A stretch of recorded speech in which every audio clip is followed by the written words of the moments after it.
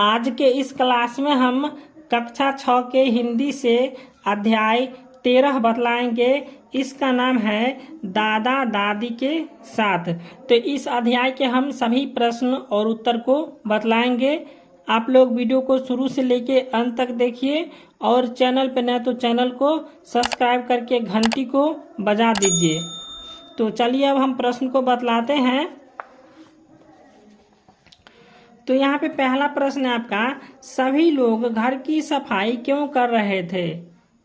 तो सभी लोग घर का सफाई क्यों कर रहे थे? क्योंकि उस घर में खास मेहमान आने वाले थे और इन मेहमानों का खासियत यह था कि वे थे तो अपने रिश्तेदार पर इनका आगमन इंग्लैंड से होने वाला था और घर के लोगों को ऐसा लग रहा था कि इंग्लैंड से आ रहे इन मेहमानों को कहीं हमारी घर की गंदगी अच्छी न लगे और उनके सामने हमारी हंसाई न हो जाए। अतः सभी मिलकर घर का कोना कोना साफ कर रहे थे। तो नहीं समझे तो फिर से समझाते हैं। क्योंकि इसके घर में जो है कोई खास मेहमान आने वाले थे और इन मेहमानों का खासियत था कि वे अपने रिश्तेदारों पर आगमन जो है सो इंग्लैंड से होने वाला था।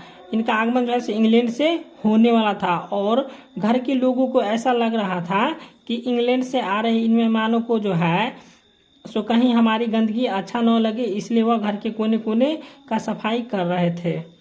अब दूसरा प्रश्न है, पद्मिनी और राहुल को पिंकी विंकी की कौन सी बात खटकती थी? तो यहाँ पे कौन सी बात खटकती थी? तो यहाँ पे उसका हम उत्तर लिखेंगे कि पद्मिनी और राहुल को यह बात खटकती थी कि अपनी भाषा में न बोलकर न जाने क्यों वे सदा अंग्रेजी ही बोलते हैं। यद्यपि वे यानी पिंकी विंकी इस बात को अच्छी तरह जानते थे कि राहुल और पद्मिनी अंग्रेजी के साथ हिंदी भी अच्छी तरह समझते और बोलते हैं, तो इन्होंने तो सोचा था कि भारत आकर इनकी हिंदी का ज्ञान और निखर जाएगा। ठीक है, तो चलिए अब तीसरा प्रश्न को देखते हैं। तो तीसरा प्रश्न है, पद्मिनी के उत्सुकता का क्या कारण था? तो इसका उत्तर हम लिखेंगे कि पद्मिनी दादी के पास जो है सो रस्सी से बुनी चारपाई पर बैठी थी और दादी ने उसको अपने से बिल्कुल जो है सो सटा लिया था। ठीक है, तो दादी जो है सो उसको क्या कहते हैं, अपने से बिल्कुल सटा लिया था और उसके रेशमी बालों को प्यार से सहला रहा था। बाहर काली रात के साथ में मेढक को टराना सुनाई दे रहा था और आकाश में तारे छिटक रहे थे और पद्मिनी को लगा वह किसी बीते हुए अतीत में वापस आ गई है। यह था हेड का देश और इस देश का जीवन और प्राचीन सभ्यता। अब 4 नंबर प्रश्न है, राहुल और पद्मिनी को अपना गांव क्यों अच्छा लगा? तो इसका उत्तर हम लिखेंगे कि राहुल और पद्मिनी को अपना गांव बहुत अच्छा लगा क्योंकि इससे पहले उन लोगों ने ऐसा नज़ारा कभी नहीं देखा था और गांव की ठंडी और स्वच्छ हवा, अंधेरी रात, नभ में टिमटिमाते हुए तारे, मेढक का टर्राना और संयुक्त परिवार, ये सब राहुल और पद्मिनी को बहुत अच्छा लगा था। इसलिए जो है सो राहुल और पद्मिनी को अपना गांव अच्छा लगा।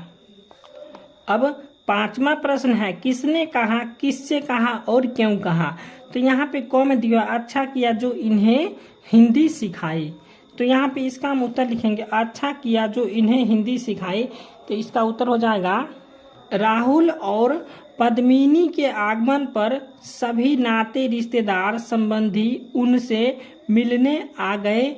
दिन भर लोगों का घर में आना जाना लगा रहा और रिश्ते के भाई बहन, चाचा चाची, दादा दादी, तो हो जाएगा यहाँ पे बुआ फुआ के आने से घर भरा रहा।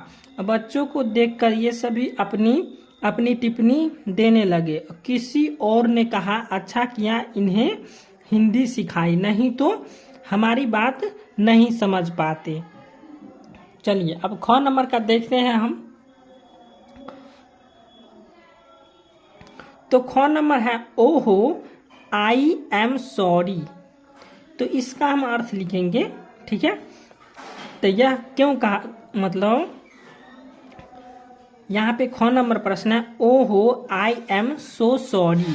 तो यह किसने कहा, ठीक है, किससे कहा और क्यों कहा।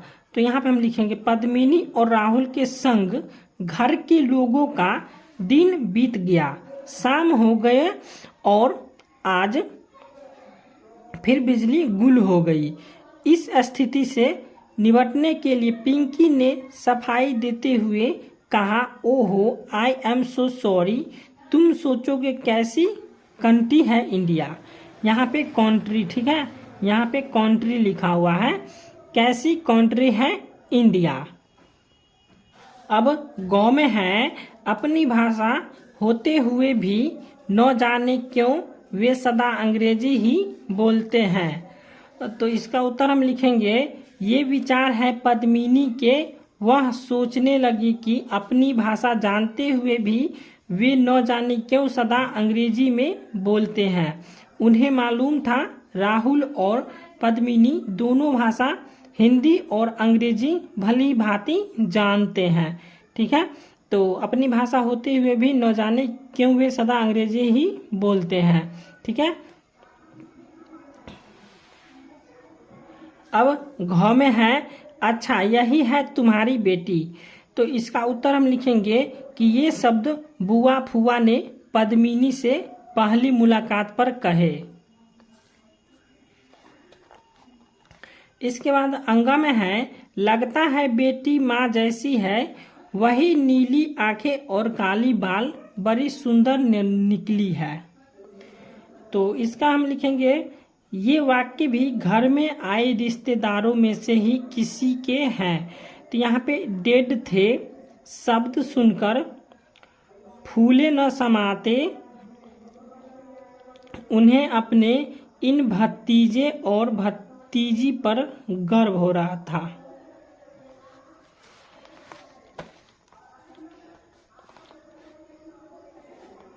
अब पाठ से आगे का प्रश्न है। पहला प्रश्न है, इस कहानी में किसकी भूमिका आपको सबसे अच्छी लगी और क्यों। तो इसका उत्तर हम लिखेंगे कि 10 पूरी कथा में सबसे अच्छी भूमिका दादी की लगी। दादी ने विदेश से आए बच्चों को अपनी प्राचीन भारतीय संस्कृति का एहसास कराया, जो पद्मिनी और राहुल के भारत आने का उद्देश्य था। तो दादी का मधुर प्यार भरा जो है सो सामीप्य पाकर दोनों बच्चे जो है सो अत्यंत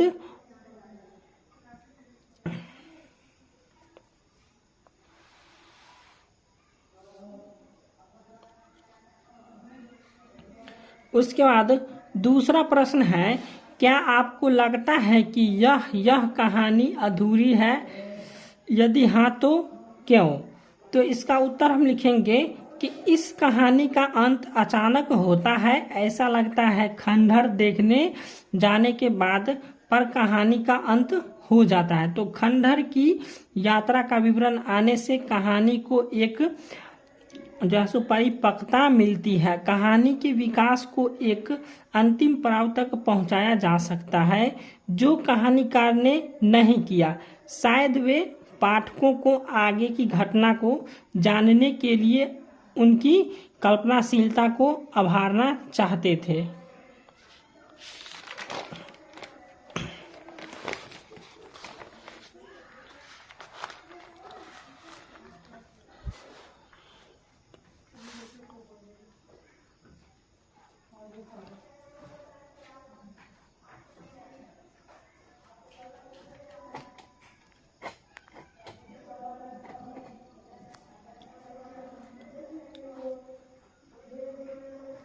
अब तीसरा प्रश्न है, सोचिए इस कहानी के अंत में अगले दिन क्या हुआ होगा। तो इसका उत्तर हम लिखेंगे कि उसी कल्पनाशीलता की कड़ी की जोड़ते हुए यह समझा जा सकता है कि दोनों बच्चे अगले दिन खंडहर की यात्रा पर गए होंगे।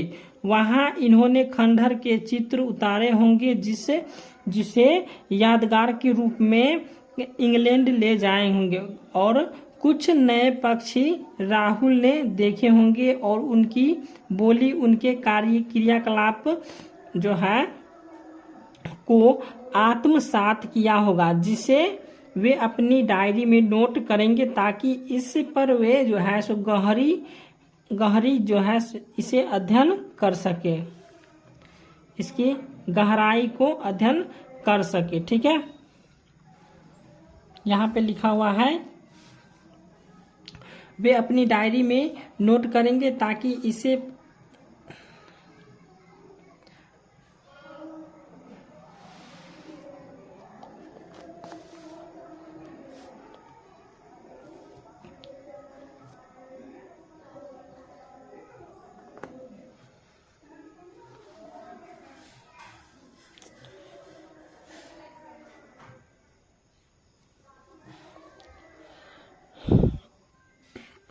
अब चौथा प्रश्न है, अगर आपको यहाँ कोई संबंधी आए तो आप क्या करेंगे?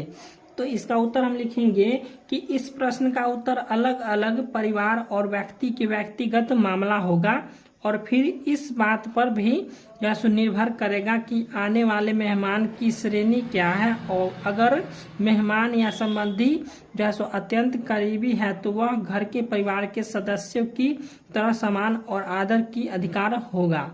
और औपचारिक संबंधी का स्वागत और औपचारिक ढंग से जो है किया जाएगा, यथा स्वागत, बातचीत, नाश्ता, चाय आदि, और फिर दरवाजे तक जाकर उनकी गर्मजोशी के साथ विदाई की जाएगी। ठीक है, यहाँ पे औपचारिक ढंग लिखा हुआ है। ठीक है,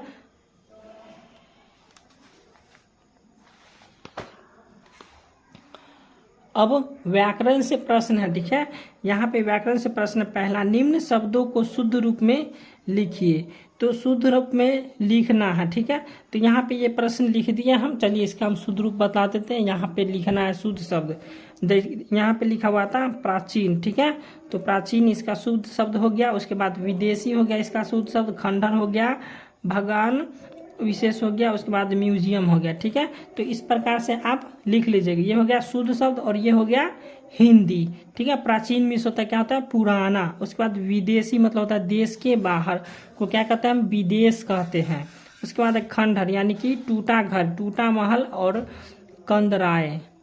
उसके बाद है भग्नावशेष यानी टूटे हुए स्थल। उसके बाद है म्यूजियम यानी कि अजायब घर। ठीक है, तो समझ गए होंगे। चलिए अब दूसरा को देखते हैं। तो दूसरा है यहाँ पे निम्न शब्दों के वचन बदलिए। तो यहाँ पे अतिथि लिखा हुआ है, तो अतिथि का बहुवचन हो जाएगा अतिथियाँ। उसके बाद आँख है तो आँखें का बहुवचन हो जाएगा आँखें। उसके बाद गाड़ी है तो गाड़ी का बहुवचन हो जाएगा गाड़ियाँ। मेढक है तो मेढक का बहुवचन हो जाएगा मेढकों। उसके बाद कहानी तो कहानी का बहुवचन हो जाएगा कहानियाँ। ठीक है, उसके बाद यहाँ पे संबंधी लिखा हुआ। ठीक है, तो संबंधी का हो जाएगा संबंधी यूं। ठीक है, उसके बाद यहाँ पे खंडहर लिखा होता है, खंडहर का हो जाएगा खंडहरों। उसके बाद दीवार लिखा होता है, दीवार का हो जाएगा दीवारों।